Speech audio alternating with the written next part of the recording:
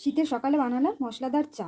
আদাটাকে থেতো করে নিয়েছি, দুটো এলাচ থেতো করে নিয়েছি, গোলমরিচ থেতো করে নিয়েছি, 3টে লবঙ্গ দিয়েছি, দারচিনি দিয়েছি, 4-5টা তুলসী পাতা নিয়ে 2 কাপ চা বানাতে 2 কাপ জল দিয়ে দেবো। জোরে আঁচ দিয়ে জলটাকে একদম ফুটিয়ে নেব।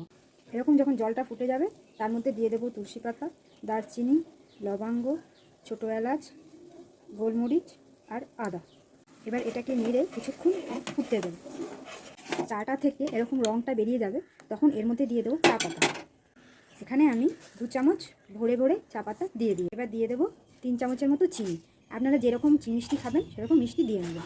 আবার 2-4 মিনিটের জন্য বেশ করে এটাকে ফুটিয়ে নিতে হবে।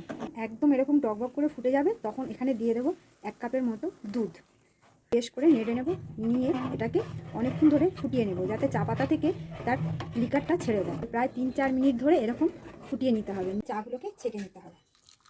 রেডি হয়ে যাবে মশলাদার চা।